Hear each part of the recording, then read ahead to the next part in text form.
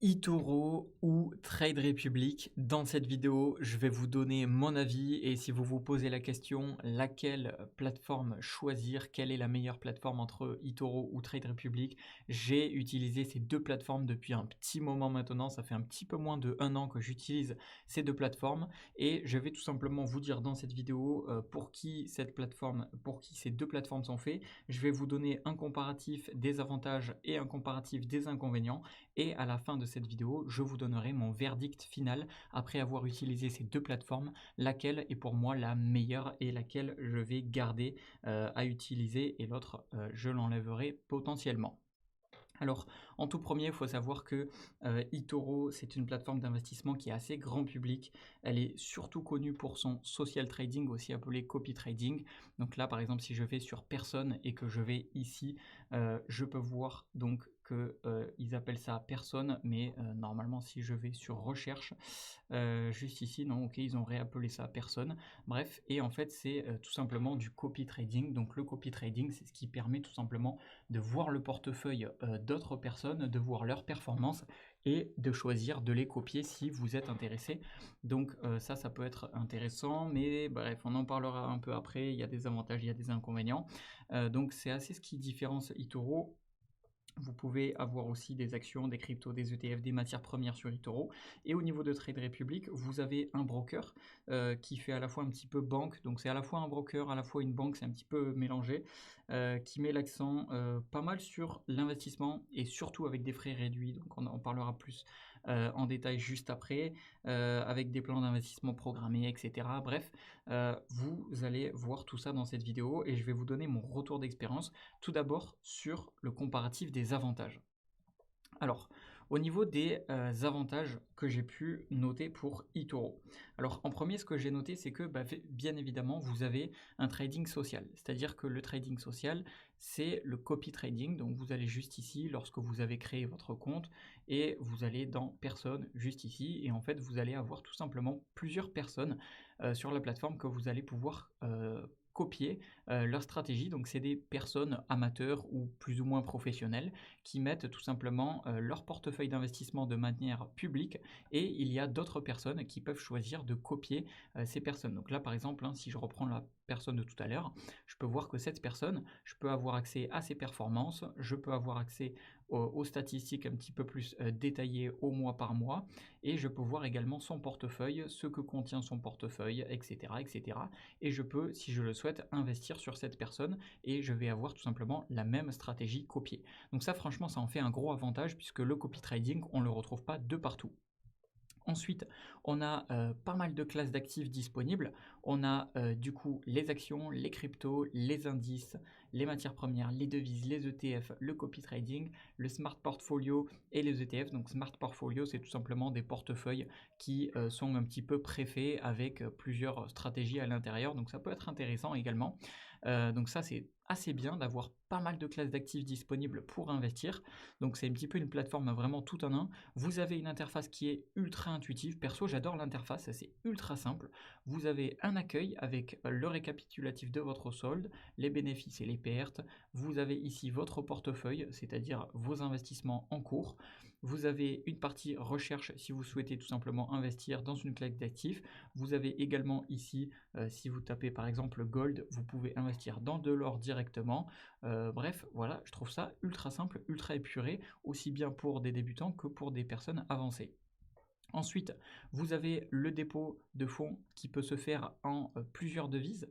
Donc, vous avez en euros, vous avez en dollars, vous avez en euros, vous avez en carte de crédit, vous avez en PayPal, vous avez en virement bancaire et il n'y a pas de limite en euros, on en parlera juste après. Vous avez, alors ça c'est un petit avantage, mais que je vous garderai peut-être dans les inconvénients. Un autre truc qui m'est venu en tête, mais je vous en parlerai juste après.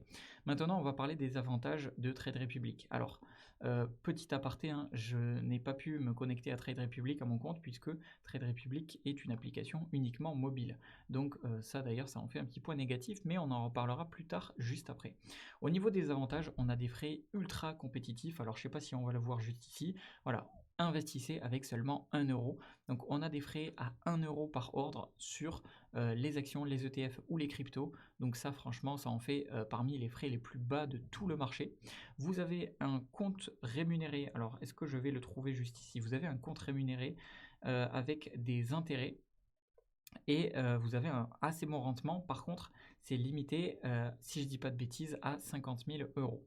Vous avez un plan d'investissement programmé, donc en fait, c'est tout simplement ils appellent ça plan d'investissement programmé, mais c'est où? Je l'avais vu quelque part, peut-être je ne l'ai pas juste ici, mais en gros, c'est tout simplement, ça vous permet de faire du DCA, donc Dollar Cost Averaging, pour investir chaque semaine ou chaque mois de manière automatique, et c'est gratuite, donc c'est toujours bonus. Et enfin, vous avez une application qui est plutôt simple et plutôt efficace. Par contre, alors, je mélange un petit peu les points positifs et les points négatifs, puisque juste après, je vais parler de tous les points négatifs de eToro et tous les points négatifs de Trade Republic. Mais le fait que ça soit juste une application mobile et qu'il n'y ait pas d'interface et qu'on ne puisse pas vraiment interagir sur ordinateur, pour moi, ça en ferait un gros point négatif. Donc, je trouve ça assez dérangeant quand même. Mais bref. Maintenant, on va parler des inconvénients. D'ailleurs, j'aime vraiment pas trop leur site, hein, mais bon, c'est abusé. Ils sont forts sur certains points de Trade Republic, mais sur d'autres, vraiment, ils ont du boulot, quoi. Au niveau des inconvénients, du coup, on va commencer avec eToro. Alors, l'inconvénient numéro 1, c'est que lorsque vous souhaitez retirer votre argent, vous avez tout simplement 5 dollars de frais de retrait. Donc ça peut être un inconvénient pour les petits investisseurs, c'est vrai, si vous mettez pas beaucoup. Donc l'avantage, c'est que sur eToro, si vous êtes débutant ou avancé, vous pouvez commencer à investir avec, je crois, 10 euros ou enfin bref, pas beaucoup quoi, donc ça c'est cool. Par contre, si vous souhaitez retirer un tout petit montant, vous allez avoir 5 dollars de frais de retrait si je ne dis pas de bêtises. En tout cas, c'était comme ça à l'époque. Alors, je vais essayer de faire ça en direct, retirer des fonds.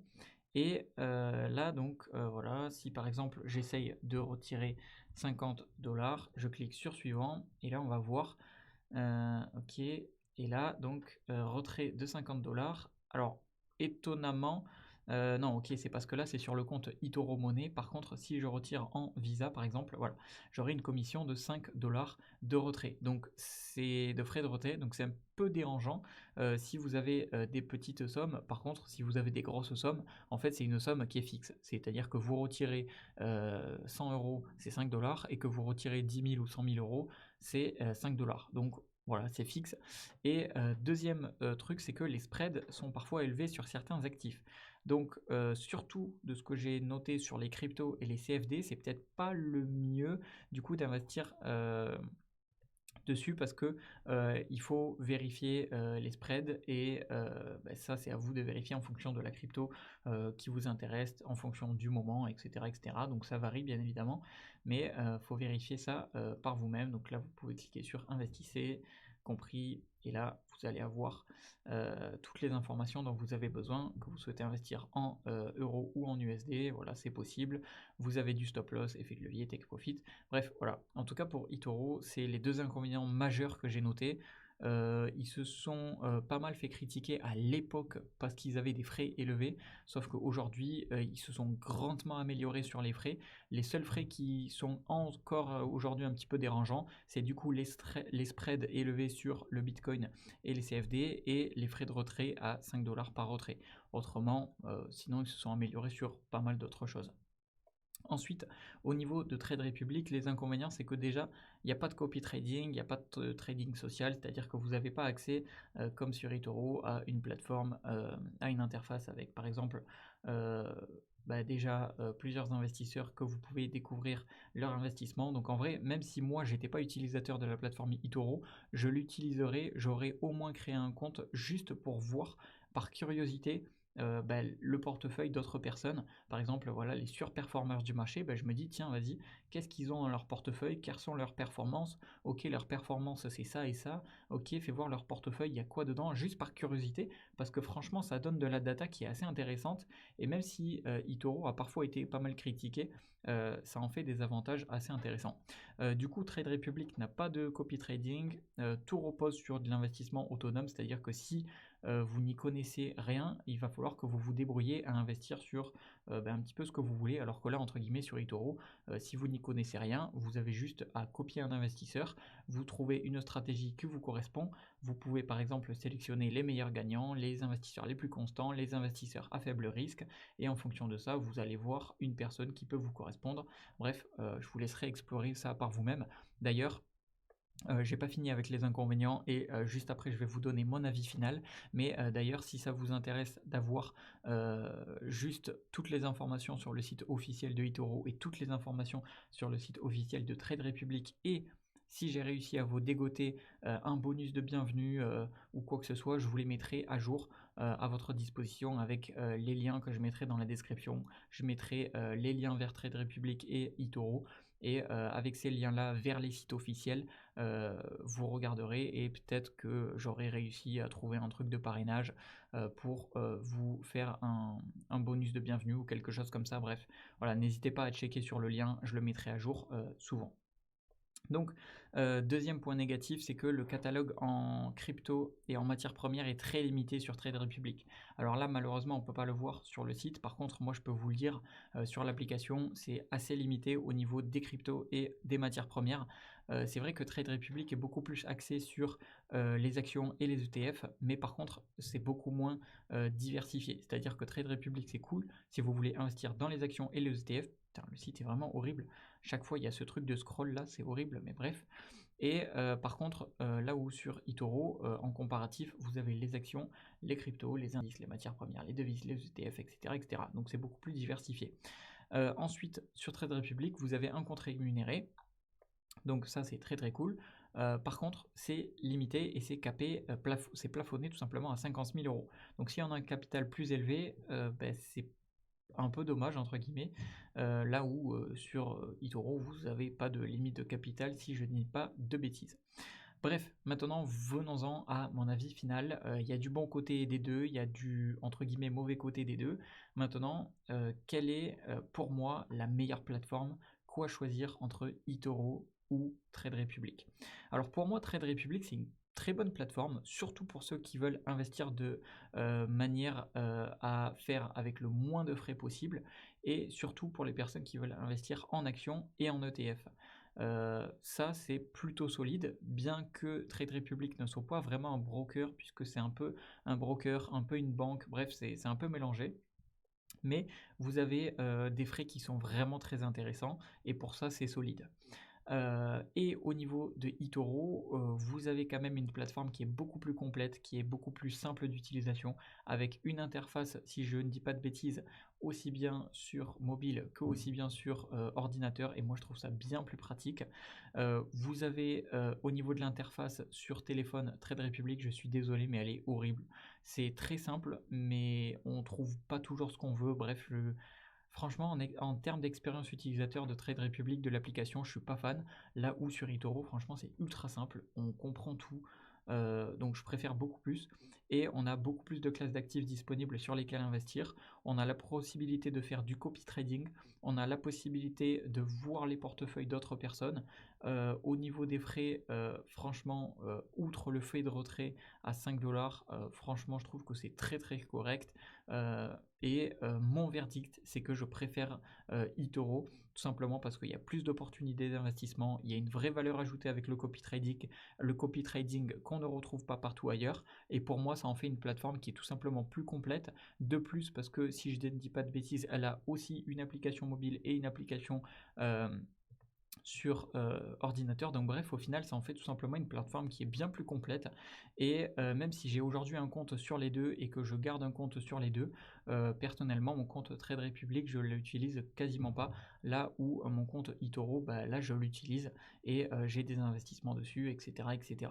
Et en plus de ça, oui, d'ailleurs, je ne l'ai pas dit, c'est que sur eToro, vous avez un portefeuille virtuel. Donc si vous voulez vous entraîner, ça vous permet tout simplement d'avoir 100 000 $ qui vous permet d'investir dans différentes classes d'actifs pour, entre guillemets, tester des investissements ou sans risquer votre capital, puisque vous allez avoir 100 000 $ en portefeuille virtuel.